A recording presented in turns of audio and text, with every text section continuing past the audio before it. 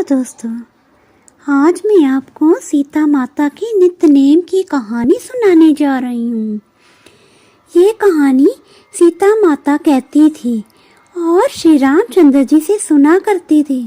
एक दिन श्री राम भगवान को किसी काम के लिए बाहर जाना पड़ गया तो सीता माता कहने लगी कि भगवान, मेरा तो 12 वर्ष का नित्य नेम है।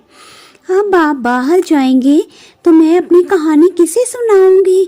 तो श्री राम ने कहा कि तुम कुएं की पाल पर जाकर बैठ जाना और वहां जो औरतें पानी भरने आएंगी उन्हें अपनी कहानी सुना देना।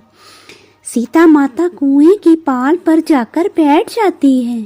एक स्त्री आई, उसने रेशम की जरी की साड़ी पहन रखी थी और सोने का घड़ा ले रखा था। सीता माता उसे देखकर कहती हैं कि बहन, मेरा 12 वर्ष का नित्यनेम सुन लो। पर वह स्त्री बोली कि मैं तुम्हारा नित्यनेम सुनूंगी तो मुझे घर जाने में देरी हो जाएगी और मेरी सास मुझसे लड़ेगी। उसने कहानी नहीं सुनी और चली गई। उसकी रेशम की जड़ी की साड़ी फट गई और सोने का घड़ा भी मिट्टी के घड़े में बदल गया। सास ने देखा तो पूछा कि ये किसका दोष अपने सिर पर लेकर आई है। बहू ने कहा कि कुएं पर एक औरत बैठी थी, उसने कहानी सुनने के लिए कहा लेकिन मैंने सुनी नहीं, जिसका ये फल मिला। बहू की बात सुनकर अगले दिन वही साड़ी और घड़ा लेकर सास कुएं की पाल पर गई। सास को वही माता सीता बैठी मिली तो माता सीता ने कहा कि बहन, मेरी कहानी सुन लीजिए।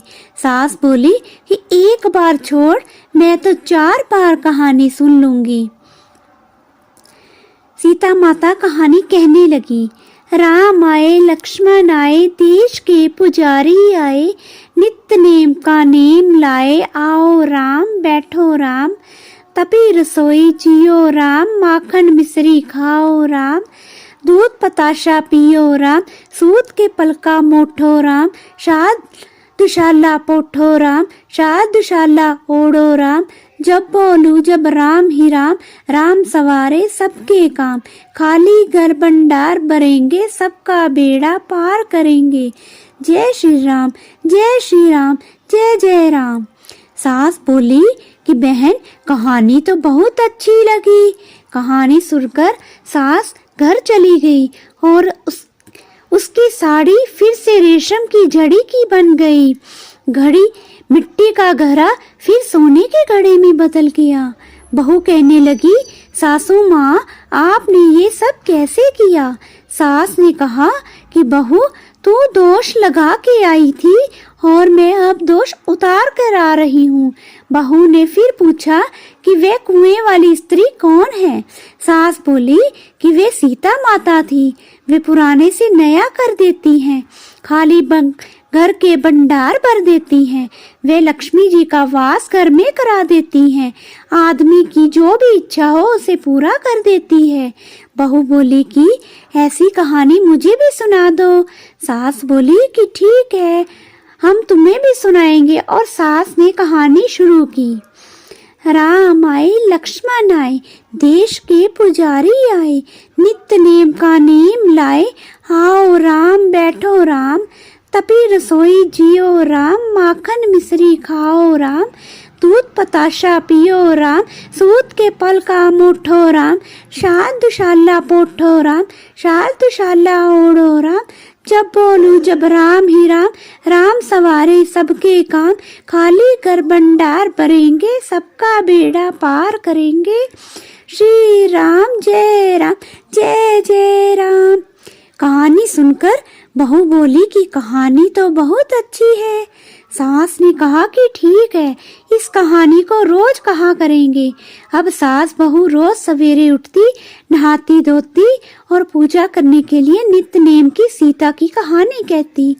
एक दिन उनके यहाँ एक पड़ोसन औरत आई और बोली कि बहन, जरा सी आँच देना। तो वह बोली कि आँच तो अभी हमने जलाई ही नहीं, पड़ोसन ने कहा कि तुम सुबह 4 बजे से उठकर क्या कर रही हो फिर? उन्होंने कहा कि सुबह उठकर हम पूजा करते हैं, फिर सीता माता की नित्यनेम की कहानी कहते हैं। पड़ोसन ने उनकी बात सुनकर फिर कहा कि सीता माता की कहानी कहने से तो क्या मिला?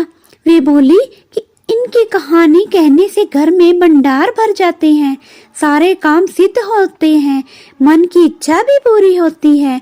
पड़ोसन कहती है कि बहन, ऐसी कहानी तो मुझे भी सुना दो फिर वे बोली, ठीक है, तुम भी ये कहानी सुन लो। राम आए, लक्ष्मण आए, देश के पुजारी आए, नित्य नेम का नेम लाए, आओ राम बैठो राम। सारी कहानी सुनने के बाद पड़ोसन कहने लगी, बहन, कहानी तो मुझे बहुत अच्छी लगी। अब वे पड़ोसन भी नित्य नेम सीता माता की कहानी कहने लगी। कहानी कहने से सीता माता ने पड़ोसन के भी भंडारे भर दिए। अब तो पूरे मोहल्ले में नित्य नेम की कथा चल पड़ी, हर किसी की मनोकामना पूरी होने लगी। हे सीता माता, जैसे आपने उनके भंडार भरे, वैसे ही आप हमारे भी भंडार भरना। कहानी सुनने वाले के भी और कहानी कहने वाले के भी। जय वो सीताराम की जय। जय राम सीताराम, जय राम जय जय राम।